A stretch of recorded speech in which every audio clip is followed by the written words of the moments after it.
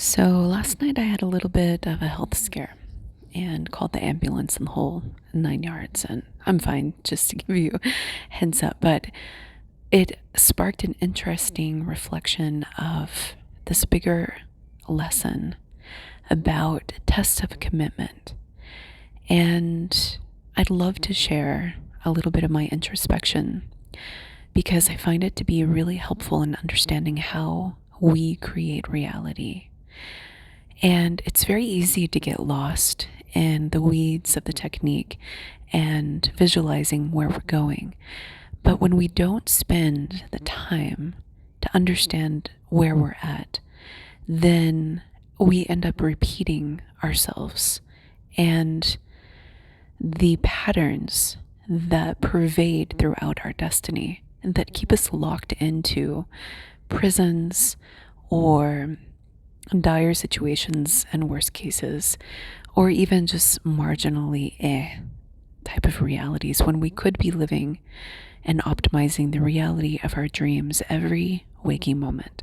And every decision is an opportunity to guide your boat in that direction. And last night, I had one of those moments where I was like, am I okay? I don't know. Am I okay? Should I get checked out? Wait a second. It's like 12 o'clock. Let me give you some backstory. 12 o'clock in the morning. So I am now very, very sensitive to diet. And I eat very, very, very clean. I make almost all of my meals, except for maybe once a week. And I do so from whole ingredients. I very rarely use box ingredients. I make my own bread. So, I tried wheat bread with yeast and it didn't come out great, but I make my own, like right now I'm making apple cinnamon bread with chia seeds and I use whole wheat flour. And anyway, so my relationship with food, fruits and vegetables, I eat like 5 different fruits a day and a couple of different vegetables, mostly vegetarian. And I have noticed a substantial shift in my energy. But recently, experimenting with these breads, this is important. I have started using canola oil again, which I was opposed to for a very long time. But I've started doing it because the texture of the bread, as opposed to like the real butter, the real French butter that I usually used to like to use, it's softer and it's like more delicate and it doesn't have much of a flavor because, as it turns out, it's heavily processed. And back in the day when I started experimenting with my diet, I was viscerally repelled with anything with canola oil, and I didn't understand how people cooked with it because it felt like a really just response in my body. And I know everybody's different, so I'm not saying you should go out and make any alterations to your shopping decisions, but I started experimenting with it in the bread and I found that I liked it. And I bought a new peanut butter, and as I was eating a late night snack, extra protein, and there's something with me and peanuts, and I had, a real portion of it, like at least 100 grams, probably 150 grams. So like a solid 2 to 3 tablespoons. And this was a brand that I hadn't bought before. And as I was eating it, I was looking at the label and I noticed that it had trans fat. And normally I am really picky about my peanut butter and I only get it with just peanuts as the ingredient. Nothing else, right? Like I just like the peanuts themselves ground up. You don't need to put anything else in there. No sugar, no nothing. And I looked at the ingredient list and I was like, wait a second, there's just peanuts in here. Literally, it was like roasted peanuts, but there was trans fat. And when I looked at the fat content of the saturated and the monounsaturated fat, and then I looked at the total, it didn't add up. I was like, this is criminal. This is actually criminal. There is hydrogenated oil in here, which then takes the fat content to an obscene level, especially for the amount that I ate.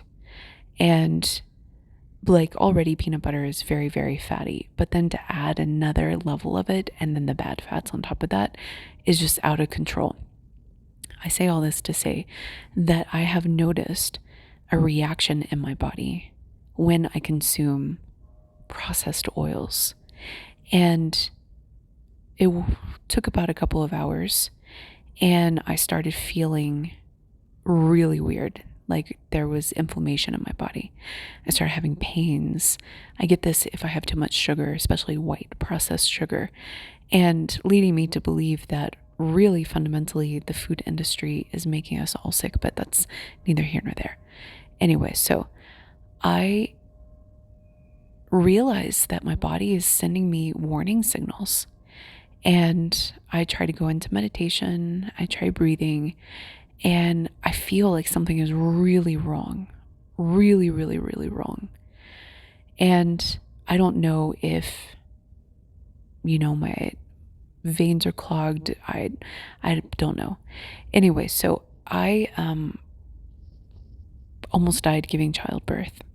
I had preeclampsia, very severe, and I had the worst kind, which is the kind that you get after you've given birth. And almost died 2 times and was in the hospital for 10 days. It was very, very, very ill. And my blood pressure was out of control. And the doctors saved my life, and they did an amazing job. And it was powerful to be confronted with death and life at such a critical moment, to be bringing life into this world, and then to be facing your own mortality, and also to be in a foreign country alone as a single mother is not for the faint of heart. So I survived that, but part of that journey was monitoring my blood pressure. So I had this blood pressure cuff that was given to me by the midwife. And last night I decided to check my blood pressure, and it's through the roof. Immediately I'm like, anxiety is spiked, and then I have this moment, am I okay? And here's what's different about when I gave birth and this moment, this challenge, I should say, is that when I gave birth, I was much more surrendering. And I was like, well, if this is the destiny that's, unfolding, then I surrender, I give in to that, and I'm just going to let fate roll its dice, and I'll see how I come out on the other side, if I come out on the other side. And that's practicing death, and it's a very powerful practice of releasing attachment and releasing control. But last night, it was different. And the reason it was different is because I have been feeling my baby's emotions sometimes, especially when she's drifting off to sleep. I feel the attachment, and I feel this happiness. And lately, I have been feeling this sensation that it's hard to put into words, but almost a I don't want this to end. Can we do it again tomorrow? Type of, she's too young to have these conscious thoughts, presumably, but it's an emotional experience to where our bond is changing, and there's much more of a solidity to the attachment, a commitment, if you will. And last night, I had to decide to be there for her for the long haul, and not just willy-nilly and be like, oh, my blood pressure is in hypertensive crisis. Let me just, just like let fate do its thing. I was actually faced with this moment of feeling like, am I in or am I out? Am I actually in? And I thought, okay, let me call the ambulance just in case. I think I'm probably fine. I think it's more anxiety than anything.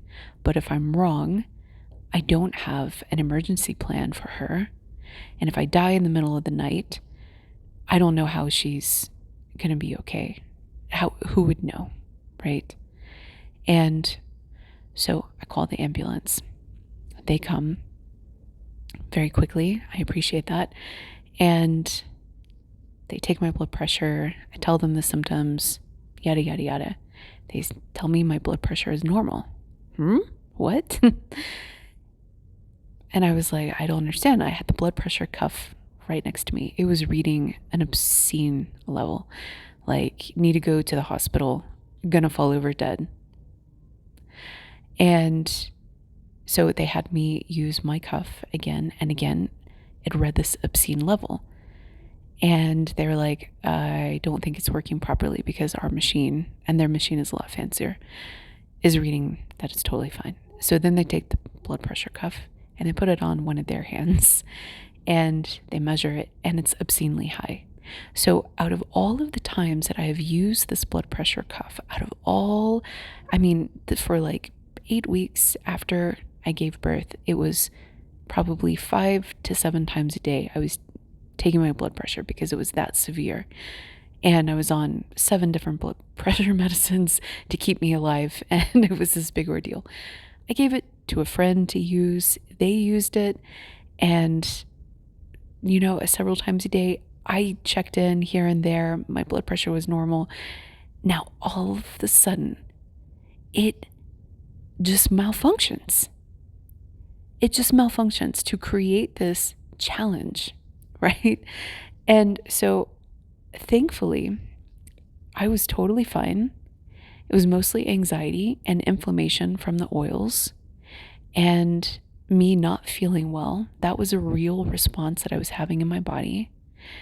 And chest pains could have been from the other experience that I was having, because inflammation in your body is no joke. And when you're used to eating clean, then when you start incorporating stuff that makes you sick, you feel it. It's very, very discernible. And so as a result, I had this profound deepening of my commitment to my daughter, where I went back upstairs and I thought, okay, I need to have a game plan if something happens. And I started making arrangements of, okay, who to call, this is what I'm going to do, and this is the emergency numbers, and, mapping it all out, right? But I also felt this immense sense of appreciation and gratitude and this deepening of my commitment towards her, where I was fully present in a way that, obviously I was committed to her, but this was like taking it to the next level, because I remember being in Costa Rica with a soul partner and them actually asking me if I could live in this grounded life, because they sensed and knew that I was really struggling to be here. At a certain point on the awakening journey, being in everyday reality kind of sucks, especially when people are treating you poorly and you see it and you see the patterns and you're like, okay, I just got to wait this out. Okay, we're going to go in circles. Okay, oh, great. Okay, I invited you to my house and you're stealing from me. Okay, great, wonderful. All right. Right. I know you have a childhood wound that's active, that, it's I'm your mother. Okay, I'm a former partner. Okay, you're slipping into projections. I'm slipping into projections. It creates this feeling like, why am I here? And it's its own sort of suffering and pain. It's like, why is everybody afraid of love? Oh, it's because I used to be afraid of love, and that's who I preferentially magnetized in my life. And so now I have to wade through all of the people who are also still afraid of love. And well, I'm going to coach along the way and find and people who are different. Where are those people? Where are they? I don't know. I haven't found any. And then I still find all the ways that I'm still afraid of love too. And it's this whole process, right? And so when you have these breakthrough moments and you ascend through different levels of cognition and you see through different patterns, it's really, it's frustrating sometimes and it's exhausting. And so I was with a partner when I was going through that, and I was like, I'm tapping out. And they were like, do you think we could really move in together? And I was like, sounds like a good idea, but I don't know. I don't know. But when he asked me, do you think you can live in this world and this reality? And I was like, yeah, I think so. What I should have said was, the jury's still out.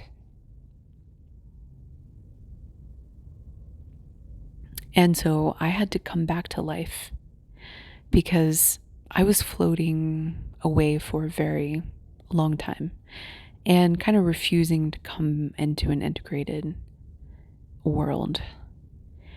And it was beautiful. I didn't have to work, and that helped a lot. And I got to pursue my spiritual studies and advance my reality shifting understanding, and to create this podcast. I practiced for years, literally years, practicing speaking, practicing storytelling, and to get here today, practicing techniques, working with psychedelics, and investing all of my time, all of my energy, but not wanting to actually participate in everyday reality. And so when I had my little one, it was coming back to this, okay, I'm going to do it. I'm going to be here. I'm going to come into the world. I'm going to come back into the world. But it's been levels of coming back. And when I was facing death, I was like, well, okay, maybe this is the highest path. Maybe I'm tapping out. For a long time, I would try to tap out. If I had a health challenge, I'd be like, okay, I'm practicing dying. Let's GTFO, because this world, I don't know what's going on with it, but I don't think it was made for me. And the unawake me, yes, absolutely. But the awake me, woo, I'm not so sure. It's real. The suffering is real.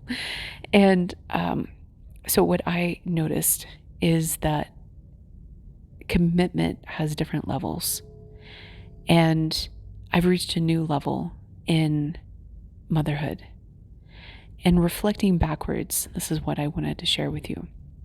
Reflecting backwards, I can see when I embarked on life paths, when I separated from people, when I broke up with people, when I decided to pursue a new hobby, a new interest, there were always these challenge moments. And this is a test of your commitment.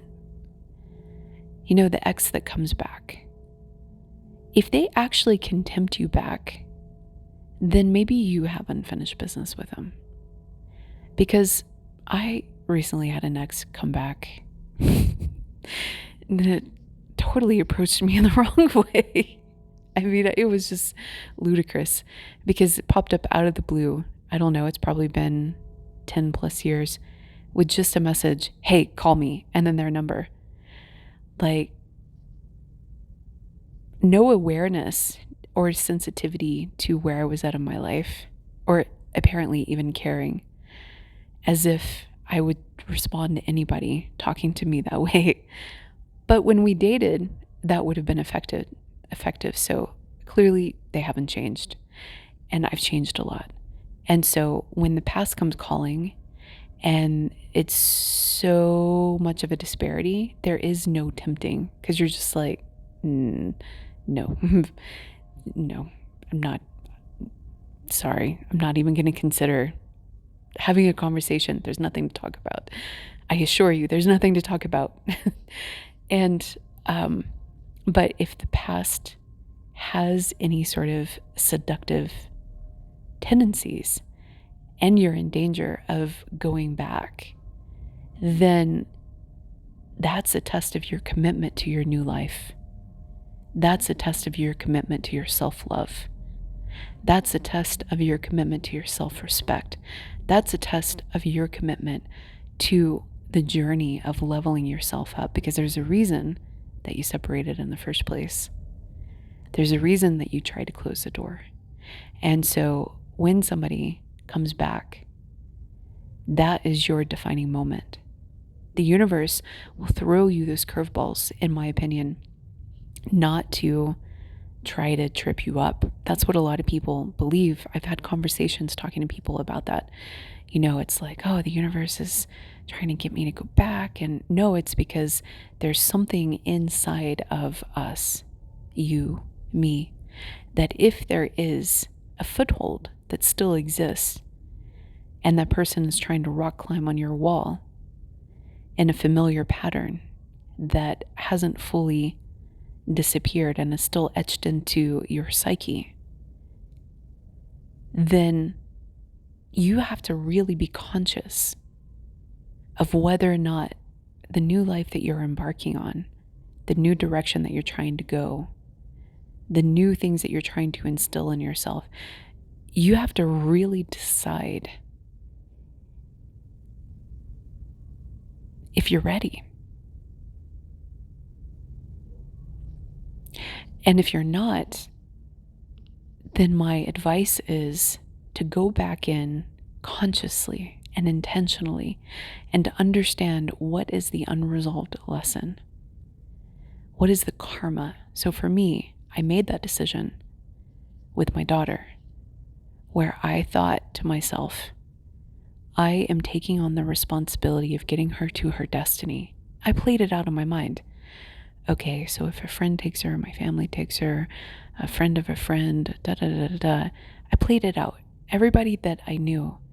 And I was like, they would take great care of her. But there's something about our commitment that I can get her, and I'm supposed to get her to her destiny, but I have to be on board, fully on board. And that means I can't be slacking around with my health. Like, am I okay? Am I not? Or am I in like a danger situation? I don't know. Maybe I'll just go to sleep. Like I had that thought. I was like, maybe, wait a second. What am I doing? Am I in or am I out? And if I'm in, I need to understand why I'm in. And I believe that we picked each other. And I believe that there's something about our partnership and our union that sets her up. I can see it in my mind. I can see it even if I can't describe it. And I'm in. But I had to get to this level of understanding. And then I had to change my behavior. If I'm in, then I need to do the due diligence and to make sure that I am okay, and to make sure that I do have a plan of action, just in case something goes wrong. And that's how I encourage you to approach it. If you're in, then why are you in? What are you signing up for? How long are you signing up for? What is the outcome?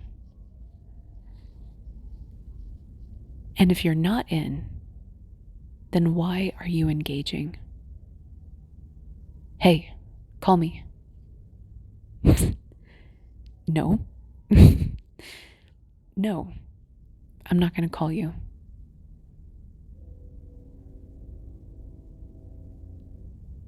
Okay, we'll talk next time.